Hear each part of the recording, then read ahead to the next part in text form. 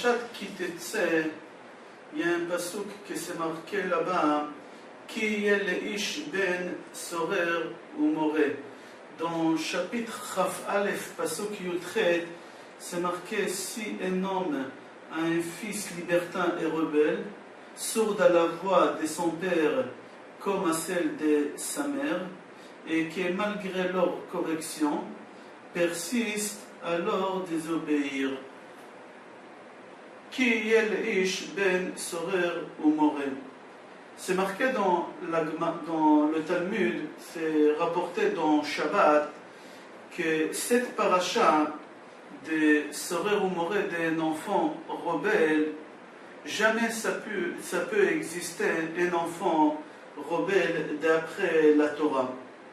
Pourquoi? C'est marqué dans Gemara aussi Sanhedrin, page Ain Aleph, Amoud Aleph, c'est rapporté là-bas que Rabbi Yehuda dit que pour que l'enfant soit rebelle, considéré comme rebelle d'après la halakha, il faut que cet enfant a des parents qui ont la même voix, que la maman elle a la voix d'un homme et le papa a la voix d'une femme.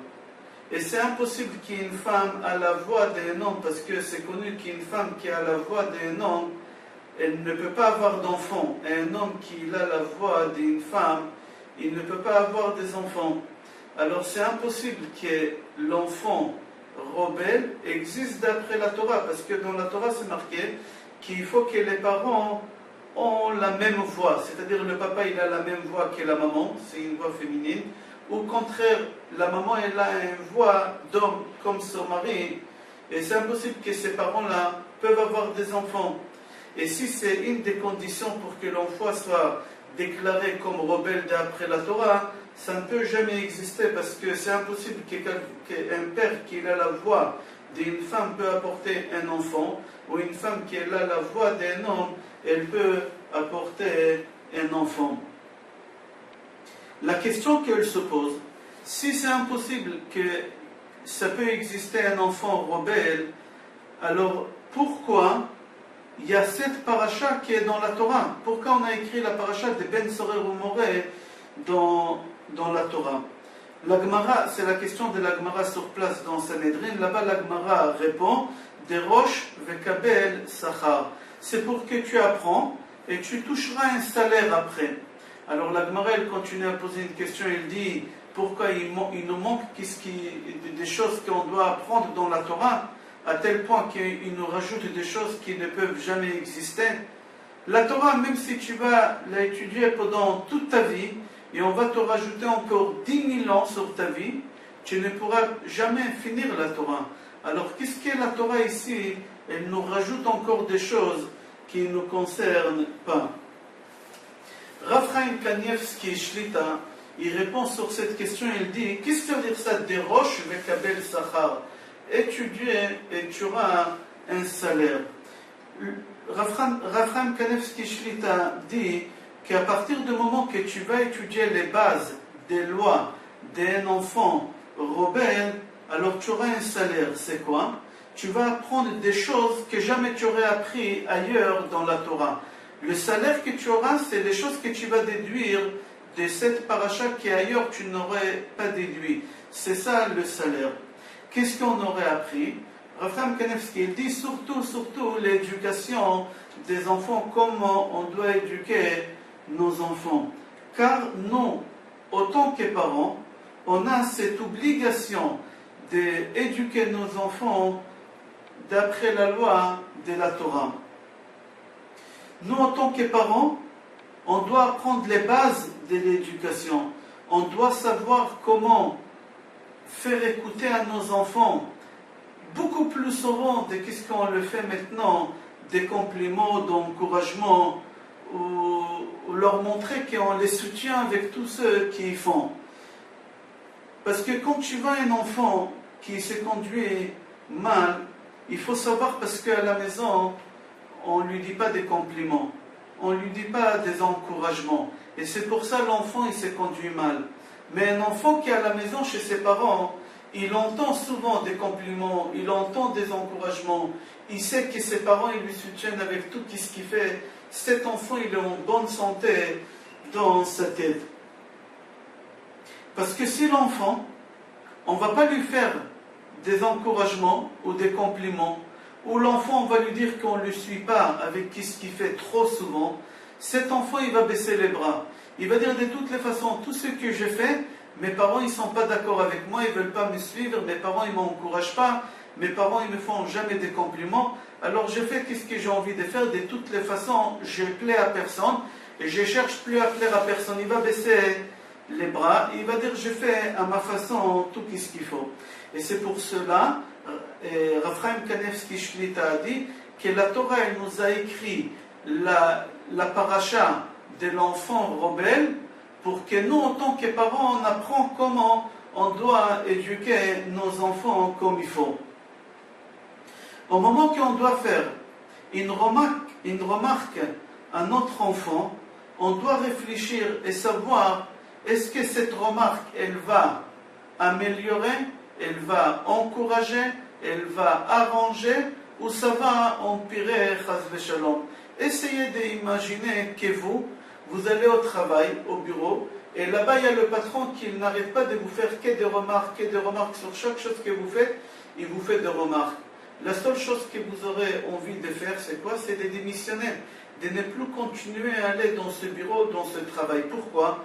Parce que toute la journée vous écoutez que des remarques et que des remarques. L'enfant aussi, si dans une maison il va entendre que des remarques tout le temps, cet enfant il va dire, je ne veux plus vivre dans cette maison, je ne veux plus vivre avec cette famille et avec ses parents, je vais aller chercher ailleurs où on me donne des encouragements. Et à partir du moment que l'enfant quitte la maison, c'est très très dangereux. On doit tout faire pour que l'enfant ne quitte jamais la maison, même si chas v'shalom il fait les choses, les pires choses qu'on peut imaginer, on renvoie jamais un enfant de la maison, parce que dehors ça sera encore pire s'il aurait resté à la maison. Souvent, on voit un enfant qui arrive à la maison après une journée d'école et il ramène avec lui des notes correctes, pas des mauvaises notes, mais des notes correctes, ça va beaucoup plus que la moyenne. Mais il y a un problème qu'il y a beaucoup de parents qui ont la folie des grandeurs et qui veulent au minimum que leur fils soit avocat si ce n'est pas un médecin. Et là, c'est une catastrophe. On ne peut pas demander à un enfant des choses que nous, on n'est pas capable de les faire, et des choses que nous, on ne lui montre pas qu'on est capable de les faire et qu'on a envie d'arriver à faire cette chose. L'enfant vit uniquement avec l'exemple qu'il reçoit de ses parents. Si les parents ils passent leur journée devant la télévision en se promenant, je ne sais pas quoi, ils demandent à leur enfant de faire des cours supplémentaires après les 7 heures ou les 6 heures qu'il a eu à l'école, on lui ramène encore des profs particuliers à la maison et on cherche encore des cours particuliers et on lui dit tu vas être un génie mon fils et tu arriveras On ne peut pas demander à un enfant une chose pareille. Peut-être qu'il n'est pas capable de le faire. Si tu vas lui demander de faire des choses qu'il n'est pas capable de faire, il va baisser les bras, il ne fera pas les choses qu'il est capable de faire.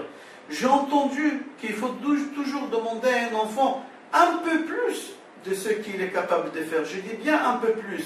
Je suis d'accord avec. Pourquoi? Parce que l'enfant toujours il fait un peu moins de ce qu'on lui demande.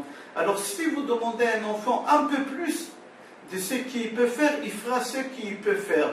Mais si on va demander à un enfant trop de ce qu'il peut faire, l'enfant il ne fera rien du tout. Il va baisser les bras et c'est une catastrophe. Alors nous, en tant que parents, on doit montrer à notre enfant un exemple. On doit faire exactement ce qu'on lui demande de faire. Si nous, on ne fait pas ce qu'on demande à l'enfant de faire, il ne faut pas attendre à l'enfant qu'il fasse des choses que nous, on ne les fait pas. L'enfant, il va faire exactement ce que les parents font. La Torah, elle nous apprend ça d'où? C'est marqué « Veshinantam levanecha vedibarta bam ». Donc, Kriyat Shema, on dit « Veshinantam levanecha ». Tu apprendras, tu enseigneras à tes enfants. Et quand est-ce ton fils il va apprendre? Vedibarta bam. À partir du moment que tu vis la chose que tu veux demander à ton fils qu'il le fasse, tu parles avec ton fils. Moi aussi, je fais la même chose. Moi aussi, j'essaye de faire comme ça. Moi aussi, je fais comme ça. Alors l'enfant, il arrivera, il le fera. Veshinantam levanecha, tu apprendras à tes enfants. Vedibarta bam. Vedibarta bam, il faut que tu parles de cette chose très très souvent, tu montres que tu es attaché à cette chose, tu montres à ton fils que tu vis cette chose. À partir du moment que l'enfant voit que les parents aussi, ils vivent, alors lui, il prend exemple sur les parents. Et à partir du moment qu'il prend un exemple sur les parents, il arrivera à faire ce que vous lui demandez.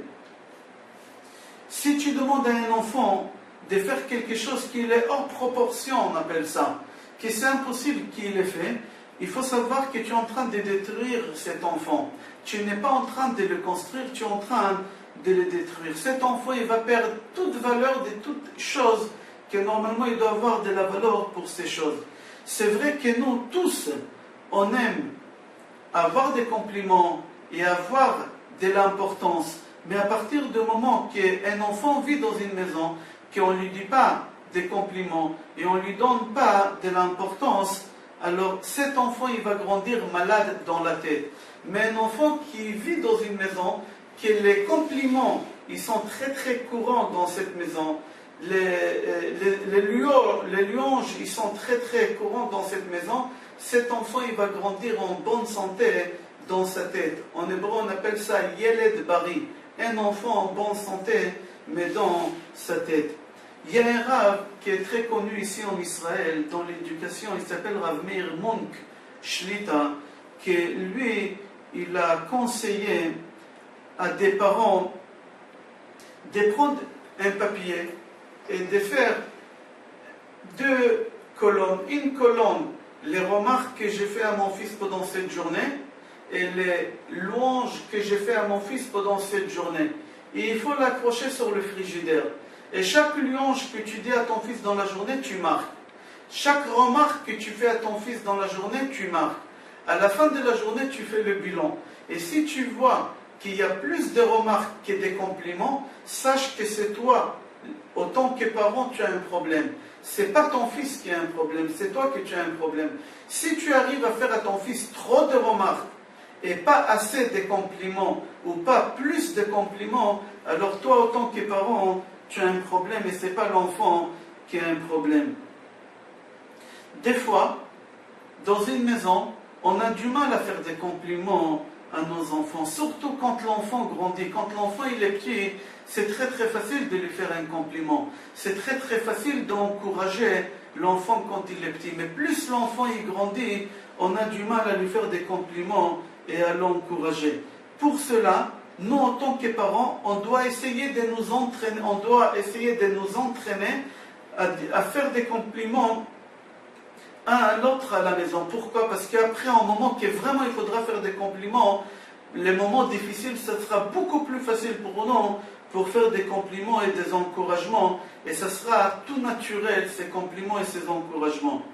Il faut savoir, toujours dans ta tête, que ton fils, il n'est pas pire que le fils de ton voisin, si peut-être il est encore mieux que le fils de ton voisin. Pourquoi? Parce que des fois, chez ton fils, tu vois que le mauvais côté, et tu ne vois pas le bon côté. C'est possible que ton fils il a des fondations extraordinaires. Ton fils il peut arriver très très loin.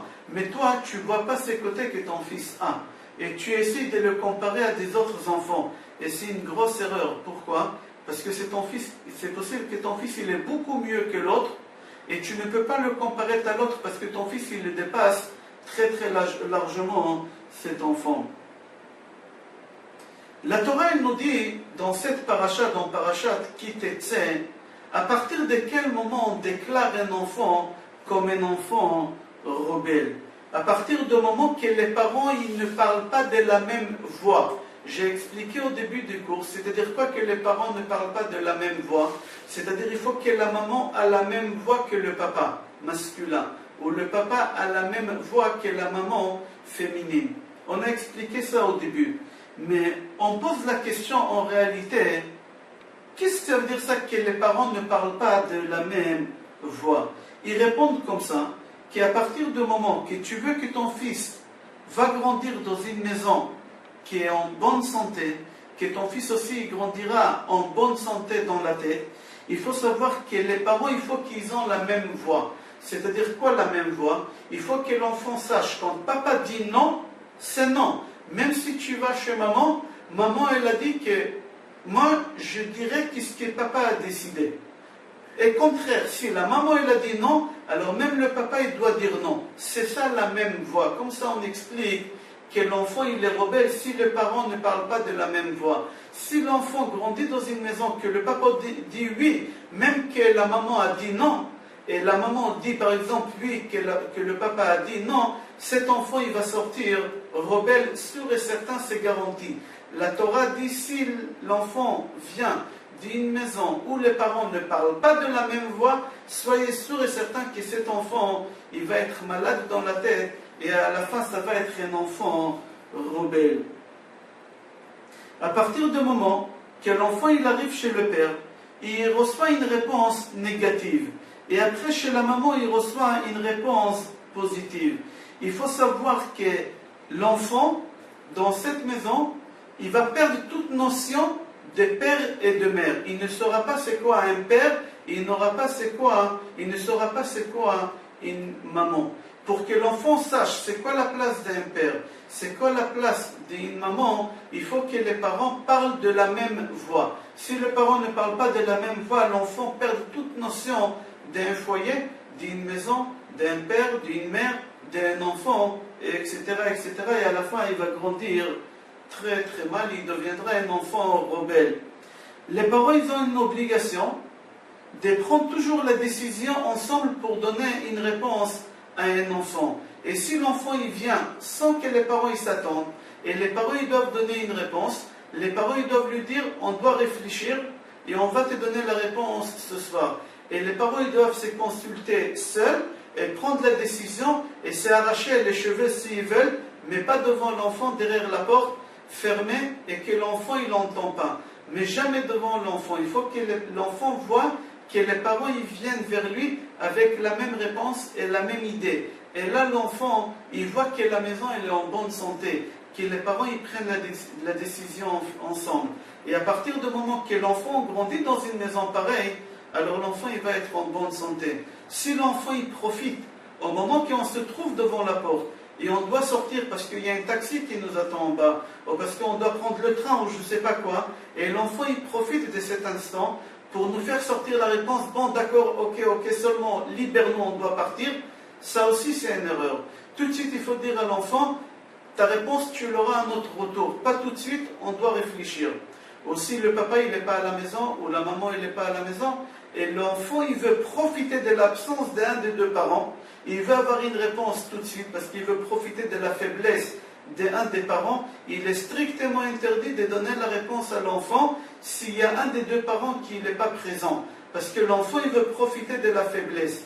Et c'est pour cela, il faut lui dire, tu attends jusqu'à que maman rentre, ou tu attends jusqu'à que papa rentre, et on va se consulter pour voir la réponse qu'on doit te donner. Il faut savoir que c'est une base aussi, dans la Torah, que c'est très important, que si l'enfant vit dans une maison où les parents ne parlent pas de la même voix, le papa il dit non et la maman dit oui, et les parents savent que l'autre il a dit non et j'ai contredit l'autre, pas seulement l'enfant il va grandir mal, il va devenir rebelle, l'enfant il perd toute notion d'un foyer, d'une maison. Lui quand il va grandir, lui quand il va se marier, il ne saura pas c'est quoi une femme. Il ne saura pas comment se comporter avec sa femme. Je ne parle pas de ses enfants encore. Je ne veux pas y aller trop loin. Je parle de lui-même. Lui aussi, son foyer, il va être détruit. Vous êtes en train de détruire la maison de votre fils qui il est encore petit. Mais il faut penser à son mariage après, au moment qu'il voudra, Bezrat Hashem, fonder sa maison. Alors pourquoi la Torah dit si les parents ne parlent pas de la même voix, l'enfant il n'est pas déclaré comme un enfant rebelle, parce que l'enfant dit, mais c'est pas ma faute, je viens d'une maison détruite, je viens d'une maison où les parents ils n'ont pas parlé de la même voix. Papa il m'a dit non, maman il m'a dit oui, moi je suis petit, je ne savais pas, j'ai perdu toute notion de toute valeur d'un foyer, d'un parent, etc. C'est pas ma faute. C'est pour ça la Torah dit, si les parents ne parlent pas de la même voix, l'enfant ne peut pas être déclaré d'après la Torah comme rebelle et être puni. Cet enfant ne peut pas être puni. Tout simplement parce que l'enfant il est malade, le pauvre. Et quelqu'un qui est malade, on ne peut pas le punir.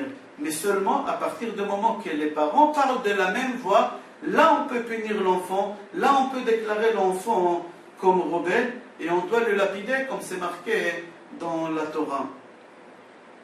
C'est marqué dans ce pasuk dans Parashat Kitetse concernant l'enfant Robel. Eneno shomea bekol aviv, il n'écoute pas la voix de son père, ou bekol imo, et la voix de sa maman.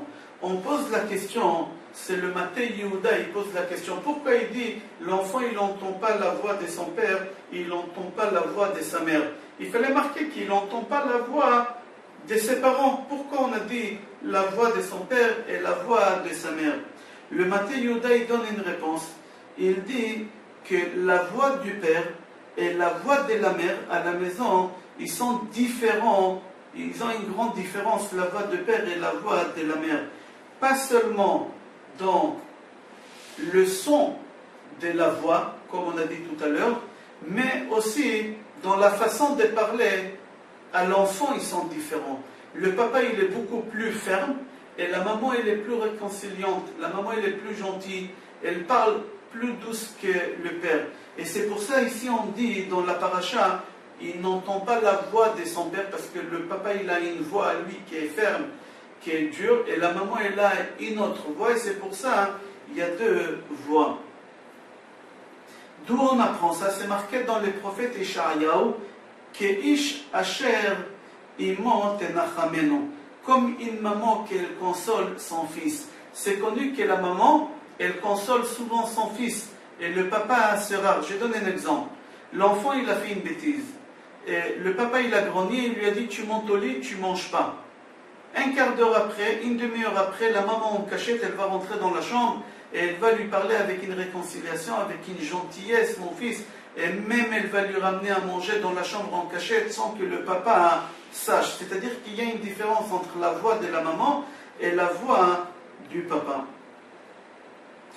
Pour cela, il faut savoir que l'enfant, il faut l'éduquer, qu'il écoute les deux voix, et la voix de la mère et la voix du père. C'est-à-dire quoi? Des fois, il faut parler avec l'enfant avec une voix réconciliante, gentille, que ce soit le père ou la mère. Et des fois, il faut parler avec l'enfant avec une voix ferme, que ce soit la mère ou que ce soit le père.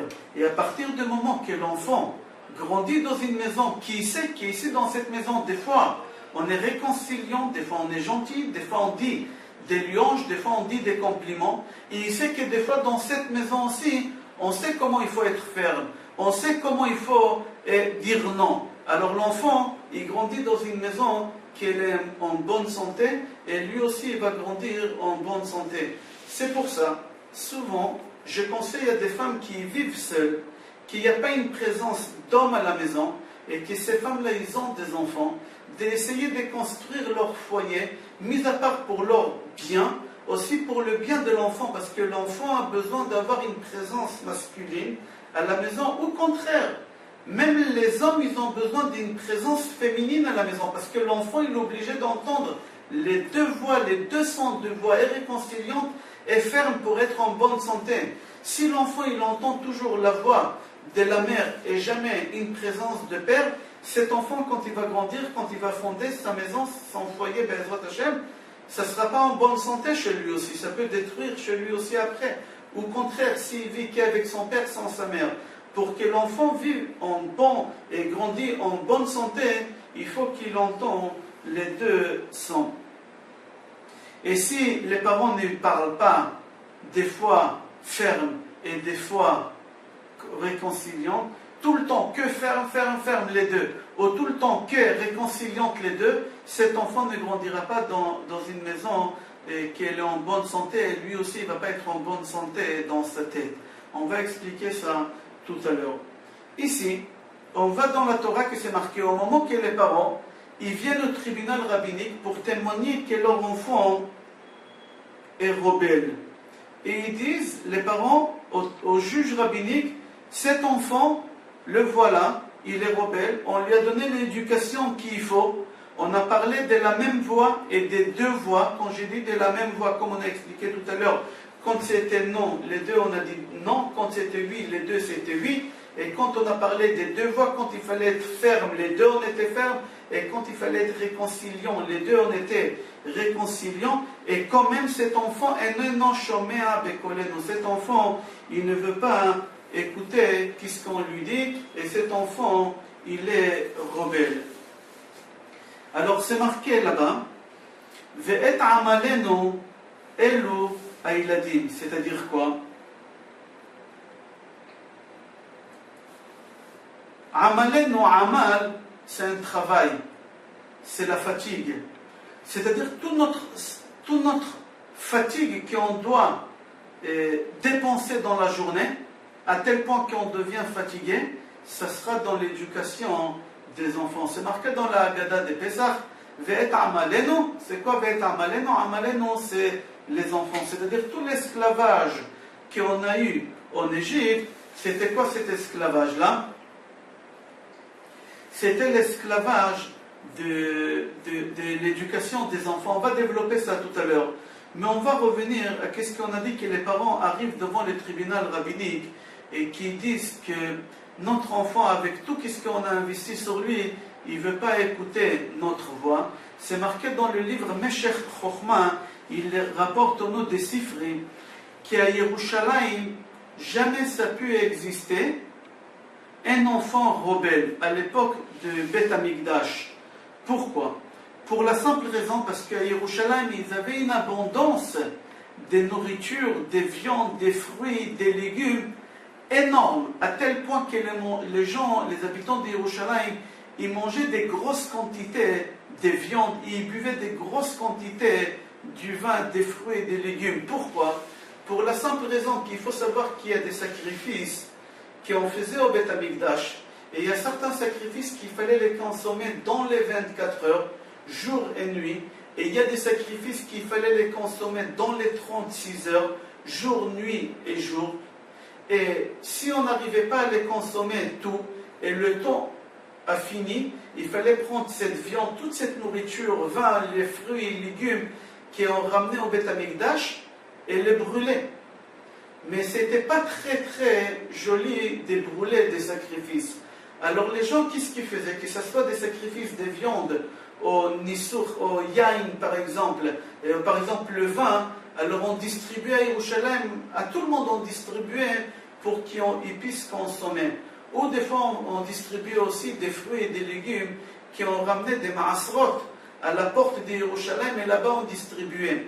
C'est-à-dire les enfants là-bas à Yerushalayim, ils avaient une habitude de consommer des grosses nourritures, des grosses quantités de nourriture. Ils buvaient des grosses quantités du vin.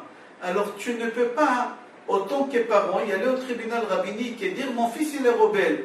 Toute la journée il fait que manger, il fait que boire du vin. Les bédines ils vont leur dire mais qu'est-ce que vous voulez? L'enfant a grandi comme ça. L'enfant a grandi à Yerushalayim. Et à Yerushalayim, les gens y vivaient comme ça. Tout le temps on leur donnait et on leur donnait. Un enfant qui fait que recevoir tout le temps, c'est sûr et certain qu'il va grandir rebelle à la fin. Un enfant qui voit que jamais on lui dit non, que tout ce qu'il veut on lui donne et on ne lui explique pas que la situation est difficile, des fois on ne peut pas se permettre, des fois tu n'es pas un enfant unique, il y a des autres frères, etc. etc.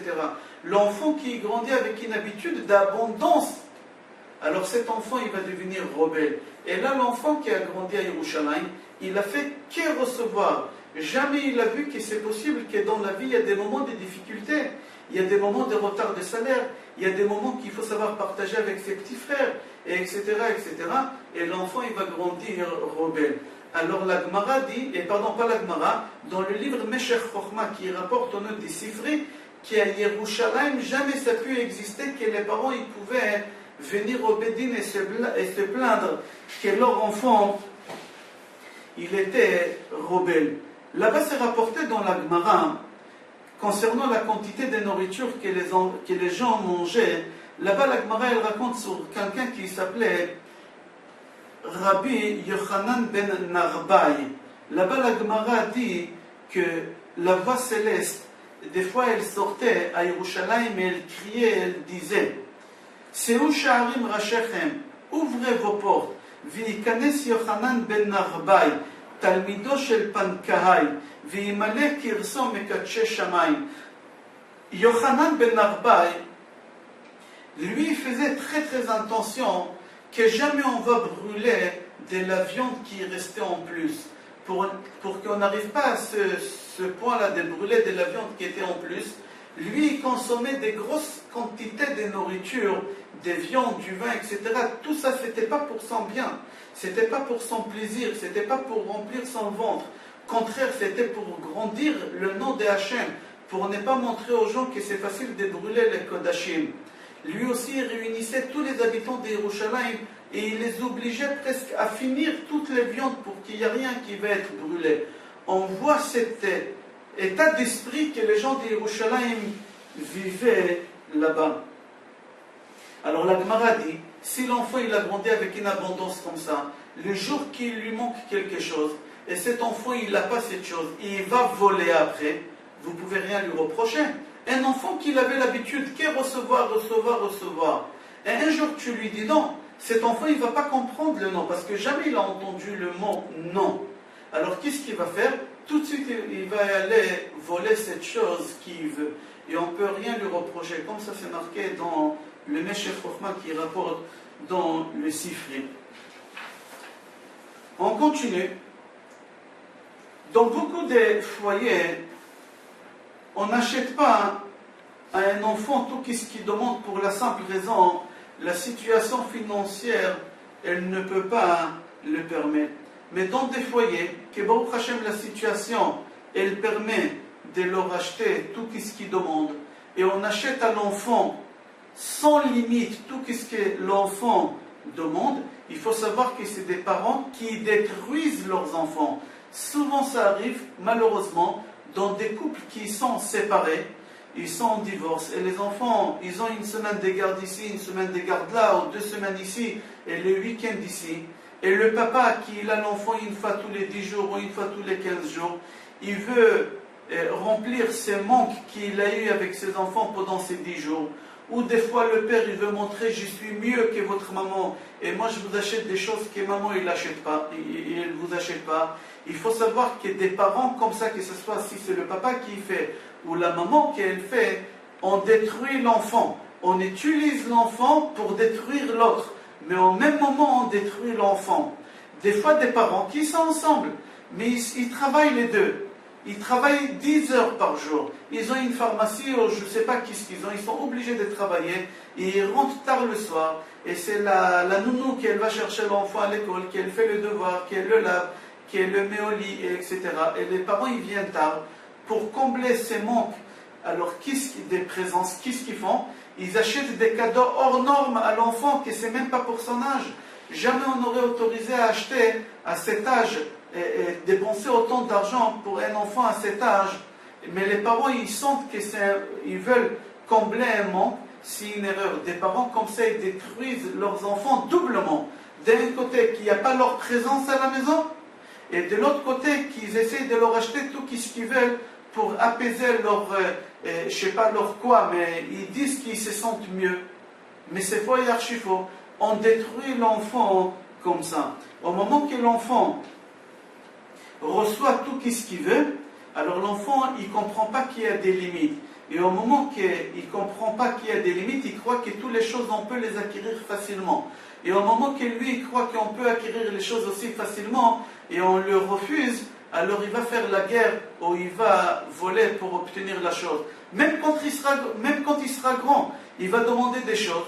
Il ne va pas comprendre qu'on le refuse parce qu'on n'est pas ses parents, parce que je suis sa femme ou parce que je suis son mari.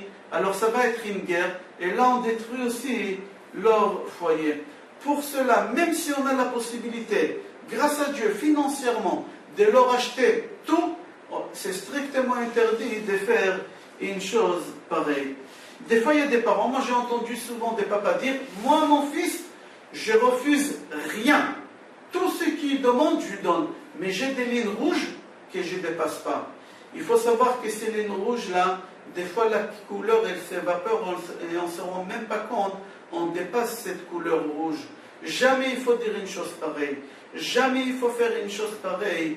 Dire moi à mon fils je refuse rien, mais quand même j'ai des lignes rouges que je ne dépasse pas. Ça n'existe pas des lignes rouges qu'on ne les dépasse pas, parce que les lignes rouges, avec le temps, ils perdent leur couleur et on dépasse ces lignes rouges. Comment la couleur, elle s'en va? Pour X raisons, il y a 1000 réponses sur ça, comment la couleur, elle s'en va. Certaines réponses qu'on a dit tout à l'heure aussi, ça peut être ici, c'est un manque qu'on a et on veut combler un manque de présence et on veut combler l'amour qu'on n'a pas donné assez. Plein de réponses comme ça, et là on détruit l'enfant. Il faut savoir qu'un enfant rebelle, la Torah dit ça commence comme ça. Comment? L'enfant rebelle, c'est pas du jour au lendemain qui va voler et qui va frapper ses parents et qui va manger 3 kilos de viande dans la journée et 2 litres du vin dans la journée. C'est pas du jour au lendemain, c'est pas on se lève le matin et on devient comme ça. C'est doucement l'enfant il devient comme ça. Et on ne se rend même pas compte que l'enfant il devient comme ça. Et d'un jour au lendemain, les parents disent « Ah, je comprends rien, mais mon fils il était ci, il était ça. » Et du jour au lendemain, c'est faux et archi faux. L'enfant ne devient pas du jour au lendemain un enfant rebelle. Le Maggid Miduvna, il donne une parabole extraordinaire pour comprendre comment un enfant il ne devient pas rebelle du jour au lendemain, c'est doucement. Un jour, il y a quelqu'un, il est parti acheter une nappe pour sa table. Et au moment qu'il a acheté la nappe, le vendeur, il lui dit « Écoutez, la nappe que vous avez achetée, il n'y a pas la doublure. Faites la doublure sur le coin de cette nappe parce que sinon, les fils ils vont se défaire un à un et à la fin, la nappe, vous allez la jeter. » Le bonhomme, il lui a dit « Ne vous inquiétez pas, moi, je n'ai pas besoin de faire l'ourlet en bas. Pourquoi de la nappe? Parce que pour moi, le plus important, c'est qu'on voit la nappe sur la table en haut. » Et le bonhomme, il achète cette nappe, il ne fait pas l'ourlet, il n'écoute pas qu'est-ce que le vendeur lui a conseillé. Il met la nappe sur la table. Après 2 semaines, les fils ils commencent à s'enlever. Un mois après, il n'y a plus de nappe. Un seul fil, il est resté. Le bonhomme, il court chez le vendeur en criant « Mais tu m'as eu, tu m'as arnaqué !» Et le vendeur, il va lui dire « Mais je t'avais dit de faire l'ourlet. Tu ne m'as pas écouté. Voilà doucement, jusqu'au jour au lendemain, tu as trouvé un fil sur ta table au lieu de trouver une nappe. Si tu aurais mis un ourlet dès le début, jamais tu aurais arrivé à ce stade. » Les enfants, c'est exactement la même chose.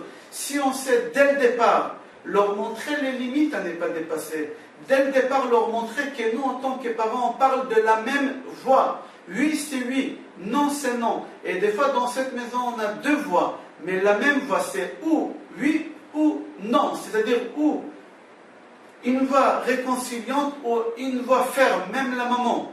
Alors là, l'enfant, jamais il pourra, chas v'shalom, devenir un enfant rebelle. Cette nappe-là, si on l'aurait fait de l'ourlet, on aurait montré à tous les fils qu'il y a une limite à ne pas dépasser. Jamais on n'aurait perdu cette nappe. Et l'enfant aussi, jamais on va le perdre si on lui montre dès le départ comment ça doit se passer. Une des choses qui est connue dans l'histoire, vous savez, tous ces milieux Copernic et libéraux, etc., comment ça a commencé? Au début, on ne leur donnait pas une autorisation de se présenter nulle part, ni les libéraux, ni personne. C'est-à-dire tous les rabbinim, c'était ferme, c'était close. Une fois, on leur a autorisé une seule loi, que vraiment ça n'a pas trop dérangé. Et doucement, ça a engendré jusqu'à qu'aujourd'hui, ils ont pris une puissance. Les libéraux aux États-Unis, ils ont une puissance. Ici en Israël, ils sont en train de manifester, etc. C'est-à-dire, sans se rendre compte, même les rabbins, ils ont perdu de la place. Et aujourd'hui, ils demandent le rabbinat. Les libéraux, ils demandent le rabbinat ici en Israël, ici. Et aussi, ils demandent que les hommes et les femmes au côté, ils mettent les tefilines, etc. D'où ça a commencé? Ça a commencé d'une petite bêtise, si je peux me permettre. C'est que le chazan à la synagogue, il a sa place. Et la teva, elle a sa place. Et eux, les libéraux, ils ont dit, nous, on veut rien. Nous, on veut seulement une seule chose que vous nous accordez, que dans la synagogue, on va placer le chazan dans la teva. Où on lit la Torah, c'est là-bas aussi le chazan, il doit se mettre. Ça ne dérange pas, c'est vrai, avant le chazan, il se mettait devant l'Amoud, et la teva, c'était pour lire la Torah. Mais, malheureusement, aujourd'hui, beaucoup de synagogues, que la teva et le Amoud, c'est devenu la même chose, et on ne s'est pas rendu compte, on leur a donné cette ouverture, jusqu'à qu'à la fin, aujourd'hui, ils sont devenus une puissance, si on peut dire, dans beaucoup de communautés dans le monde. Qu'est-ce qu'on apprend de là? À partir du moment qu'on laisse une petite ouverture, sans se rendre compte, l'enfant, il prend tout comme autorisé et il ne sait pas qu'il y a des limites sur les choses. Si chas v'shalom, il y a un enfant qui se détourne de droit chemin, il faut savoir que ce n'est pas du jour au lendemain. Des fois, il y a des parents qui disent « Mon fils, il était extraordinaire, mon fils, il était ci, il était ça ». Du jour au lendemain, il s'est levé, il a changé de cap. Ça n'existe pas une chose pareille. S'il y a un changement, c'est parce qu'il y a quelque chose qui a commencé à travailler chez cet enfant doucement, doucement, jusqu'à qu'un jour il a décidé, mais ce n'est pas du jour au lendemain, déjà depuis très longtemps. La preuve, c'est marqué dans la Torah, Bat Kohen kitachel liznot et havia imechalelet. S'il y a la fille d'un Kohen qui chas v'shalom, elle s'est détournée de droit chemin, elle est en train de salir le nom de son père. Quel rapport la fille des Kohen, qui est grande, qui doit avoir 30 ans, 40 ans, c'est la réputation de son père qu'elle est en train de salir. La Torah répond tout simplement, si cette femme, elle a commencé à se détourner de droit chemin, c'est parce que quand elle a habité chez son père il n'a pas surveillé. Et ça a commencé à partir de là-bas. Ce n'est pas du jour au lendemain qu'on a décidé de changer de cap. C'est un travail qu'elle a commencé à lui travailler depuis longtemps. Et le papa, il doit être responsable. Comme ça, c'est marqué. Il y a une Gemara dans Sanhedrin Pashnun Bet. C'est marqué là-bas que Rabbi Meir dit que si son père, on avait l'habitude de lui faire kavod, le papa de cette fille Cohen, on avait l'habitude de l'honorer, de faire des choses qu'on ne faisait pas aux autres, alors on n'a plus le droit de continuer si sa fille elle s'est détournée de droit chemin. Pourquoi? Parce qu'il ne mérite pas d'avoir une chose pareille, parce qu'il est responsable de l'éducation de sa fille. Un jour, il y a un vieux qui m'a raconté qu'au moment qu'il a perdu sa femme, ses enfants lui ont demandé de venir habiter chez eux une semaine ici, une semaine là, jusqu'à qu'à un certain moment, il y a un des enfants qui l'a pris chez lui à la maison en permanence. Un jour, le fils il dit à son père, papa, comme tu n'arrives pas à faire attention et tu salis énormément et tu commences en plus à sentir mauvais, alors voilà, on t'a laissé un coin dans la cuisine où là-bas tu peux passer ta journée, tu t'assois là-bas, c'est chez toi. Si tu n'arrives pas à te contrôler dans cet endroit, alors peut-être on verra qu'est-ce qu'on va faire avec toi. Le papa me racontait qu'il a décidé de quitter la maison de son fils et d'aller s'installer à la maison de retraite. Même que c'était difficile, mais il a dit je préfère de quitter.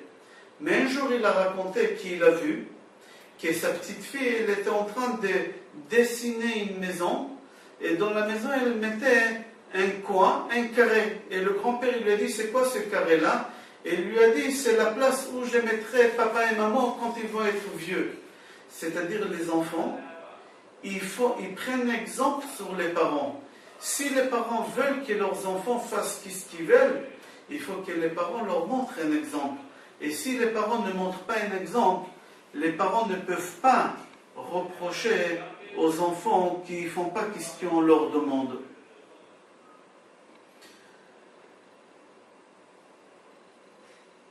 D'ici on apprend de cette histoire on apprend plusieurs règles importantes. Première chose, qu'est-ce qu'un enfant fait à ses parents, ses enfants ils lui feront la même chose et même doublement, ils vont lui faire.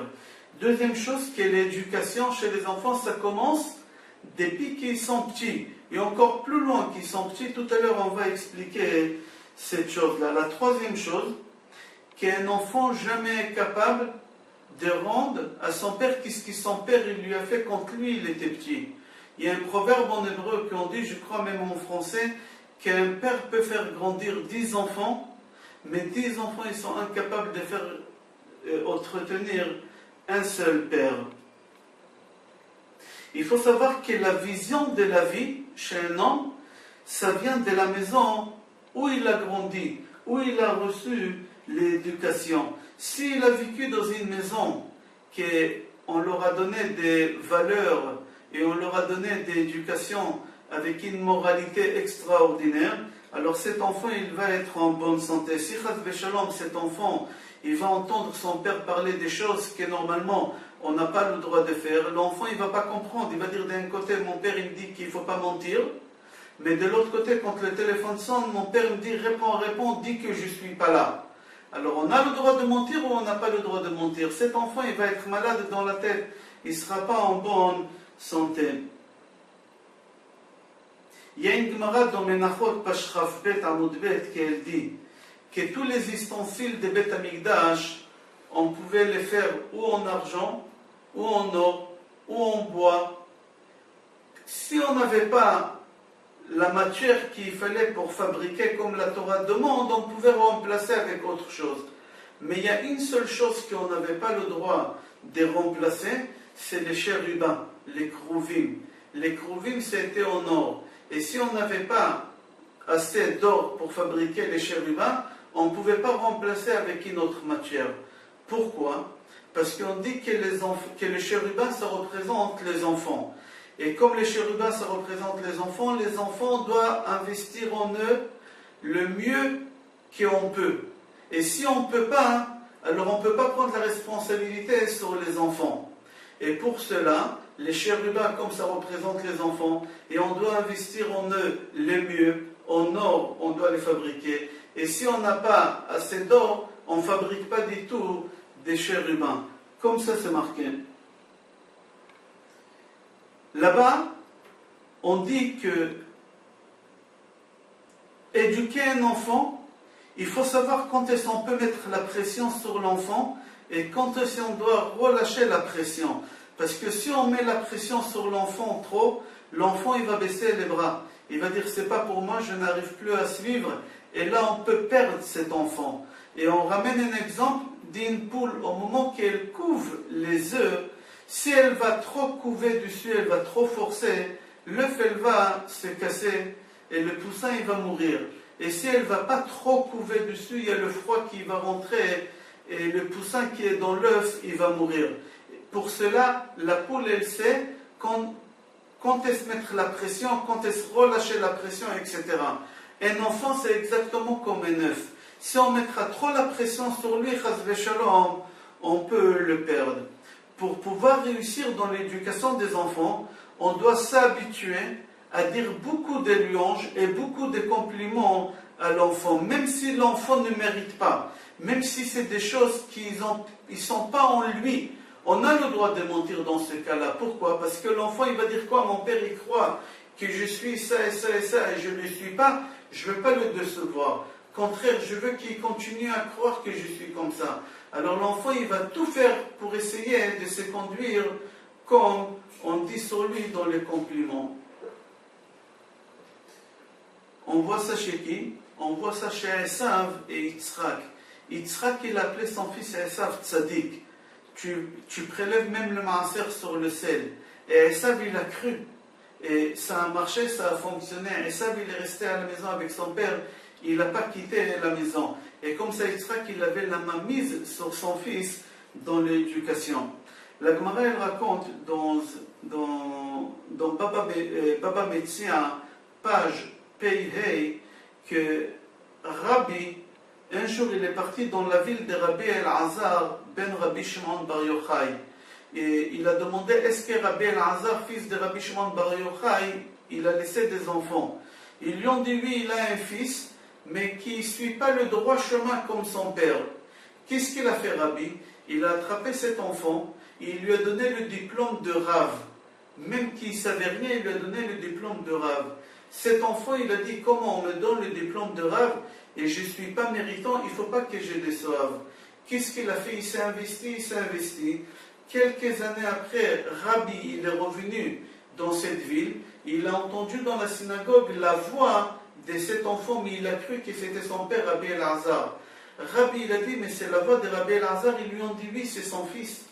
Il est en train de donner un cours. Alors là, Rabbi, il a dit, comment c'est important de faire des compliments à un enfant? Voilà, je lui fais un compliment, je lui donnais le diplôme d'un Rav.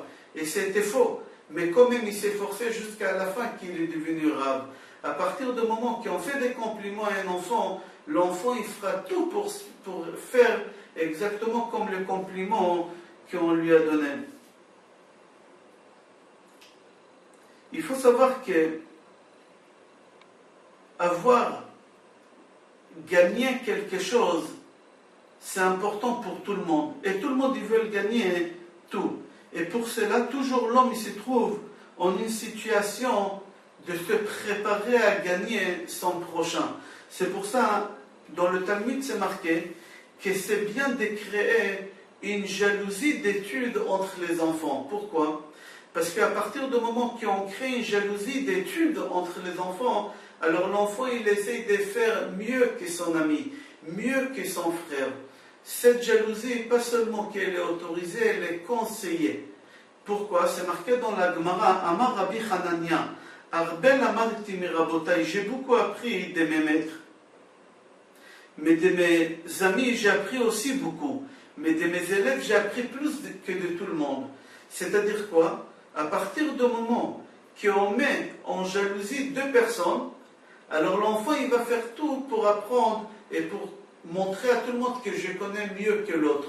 Et là, il va apprendre bien. Cette jalousie, elle est conseillée énormément dans la Torah.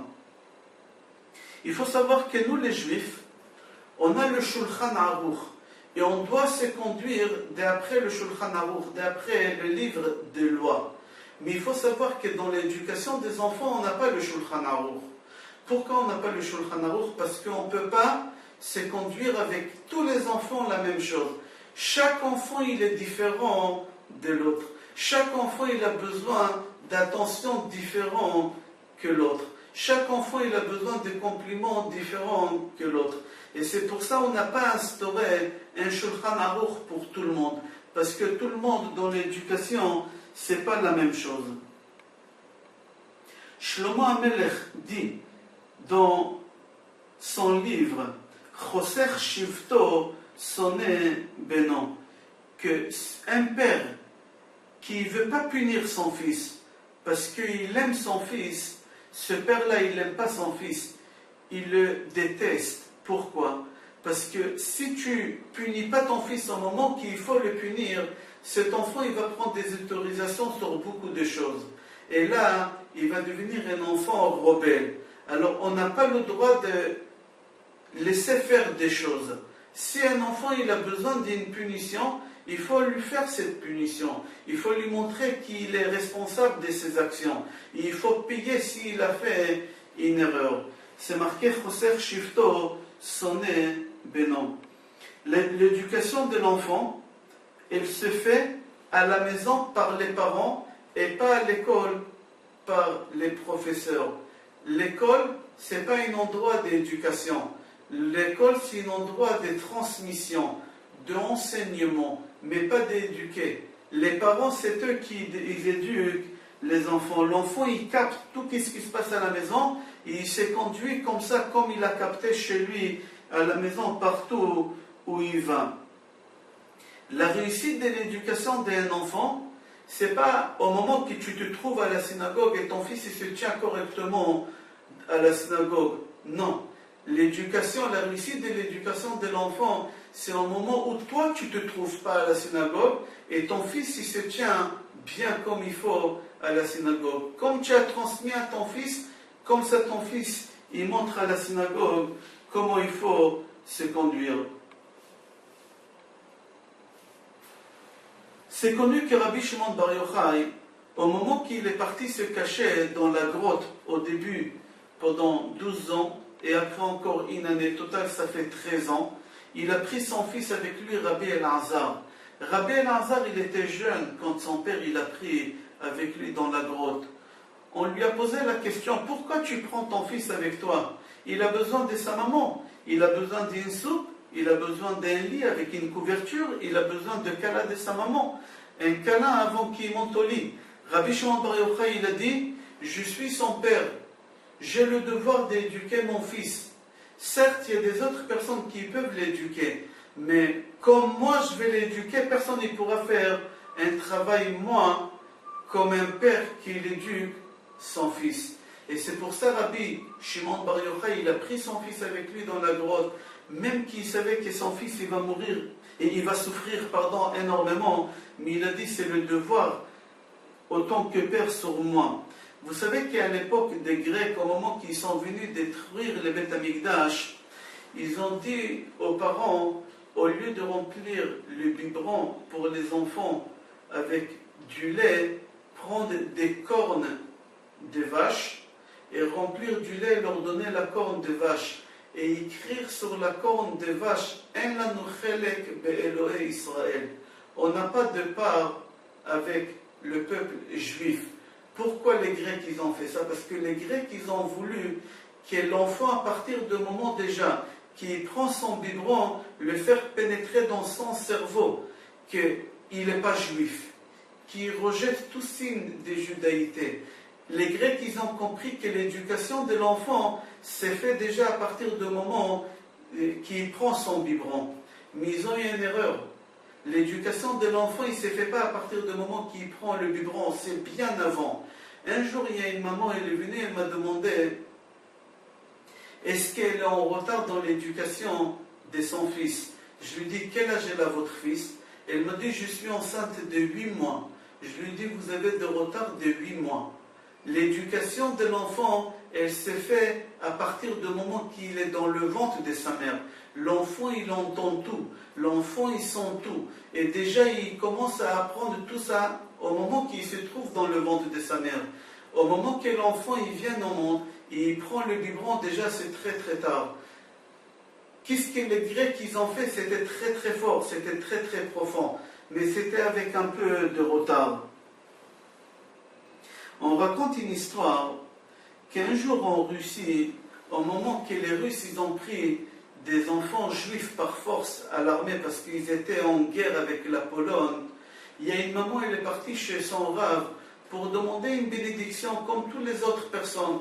Au moment qu'il s'est arrivé son tour et elle est rentrée chez son rave, elle a dit à son rave, voilà, j'ai une demande à vous demander, est-ce que vous pouvez prier que mon fils meure? Le Rav lui a dit, c'est bizarre votre demande. Toutes les mamans qui viennent ici ils demandent au contraire que leur fils rentre en bonne santé à la maison.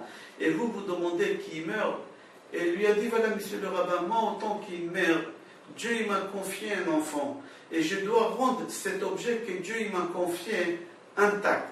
Mon fils, je lui ai donné une éducation extraordinaire. Mais à l'armée, j'ai peur qu'on va le détourner. Je préfère qu'il meure au moment qu'il se trouve encore dans le droit chemin, dans le bon chemin, que Chas Shalom il mourra après, il va rencontrer une Goya, il va faire des enfants Goya, etc. Je préfère qu'il meure. Le Rav, il n'a pas voulu. Cette femme, elle était déçue, elle est partie. 2 mois après, cette femme, elle vient à la synagogue et elle fait une séouda. Les gens ils lui ont dit, pour quelle occasion, quelle bonne nouvelle tu as eue? Elle leur a dit, j'ai eu une très très bonne nouvelle. J'ai appris que mon fils, il est mort pendant la guerre. Et j'ai remercié Akadosh Baruch Hu que j'ai rendu l'enfant intact. Et je suis tranquille. Vous savez qu'à l'époque de la guerre qu'ils avaient entre la Russie et la Pologne, ils ont coupé la Pologne en deux. D'un côté, c'était le côté russe, et de l'autre côté, c'était le côté polonais. Et au moment que les côtés russes, c'était là-bas le cimetière juif. Et les juifs, au moment qu'ils avaient un mort, il fallait qu'ils ramènent le corps des morts l'autre côté de cette frontière, le côté russe, pour l'enterrer là-bas. Et les juifs, ils ont dit, puisqu'on doit ramener le corps chaque fois, peut-être on pourra, au moment qu'on ramène les morts là-bas, des côtés russes, on peut ramener en même temps de la marchandise dans les cercueils. Et chaque fois, ils faisaient comme ça. Les Juifs, ils ont tellement pris l'habitude de faire transporter de la marchandise et pas des morts qu'ils n'ont pas pleuré. Et les Russes, ils ont dit, c'est bizarre qu'ils ont des morts et les Juifs, ils ne pleurent pas. Ils ont décidé un jour d'arrêter un enterrement et d'ouvrir les cercueils. Et là, ils ont découvert de la marchandise. Ils ont envoyé tous ces gens-là en Sibérie pendant 22 ans. Et là, ils ont commencé à pleurer. Les Russes, ils leur ont dit, si vous avez pleuré il y a une demi-heure, avant qu'on vous ait arrêté, là, vous avez eu raison, vous n'aurez pas arrêté, aujourd'hui, maintenant, vous n'aurez pas pleuré. Vous avez pleuré maintenant trop tard. C'est exactement dans l'éducation des enfants. Sinon, on pleure avant que l'enfant se détourne des droits chemins, alors on pourra peut-être le sauver. Mais si on laisse l'enfant faire ce qu'il veut, parce qu'on n'a pas envie de pleurer, de se fatiguer, de s'investir, on pleurera après. Mais après, ça sera trop tard. On a dit tout à l'heure que les chérubins, ils représentent les enfants dans la Torah. Comme ça c'est marqué dans Onkelos, que les chérubins, Kruvim, Yeladim. Mais dans un autre endroit, on traduit les chérubins, l'ange de la mort. Alors on dit, décide, les chérubins, c'est un enfant ou c'est l'ange de la mort? Alors on répond, on dit, oui, les chérubins, ça peut être les deux. Ça dépend comment tu l'éduques. Si tu l'éduques bien comme il faut, ça peut être un chérubin, un enfant, un ange. Mais si tu l'éduques mal, ces chérubins, cet ange, il peut se transformer en ange de mort. Il n'y a pas de différence entre enfant et l'ange de la mort. Ça dépend comment tu l'as éduqué. Par rapport à l'éducation que tu as donnée à cet enfant, c'est le résultat que tu auras. Ou un enfant ou l'ange de la mort.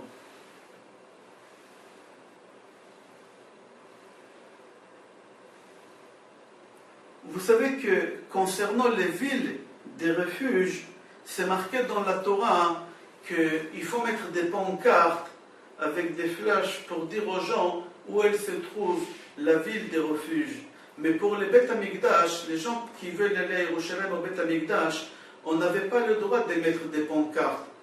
Pourquoi? C'est très fort écouter. Parce que concernant le Beth Amikdash, il ne fallait pas mettre des pancartes, parce que c'est lui qui voulait arriver au Beth Amikdash, il fallait qu'il demande aux passants comment on peut arriver au Beth Amikdash. Et les enfants, c'est possible, ils auraient dit, mais pourquoi vous voulez aller au Beth Amikdash? Et le monsieur, il aurait dit, pour faire des sacrifices. Et ça aurait pénétré dans la tête de l'enfant qu'il faut aller au Beth Amikdash pour faire des sacrifices. C'est pour ça la Torah elle a dit qu'il ne faut pas mettre des pancartes. Comme ça, les enfants, ils vont rentrer, ça va rentrer dans leur idée qu'il faut y aller au Beth Amikdash pour faire des sacrifices.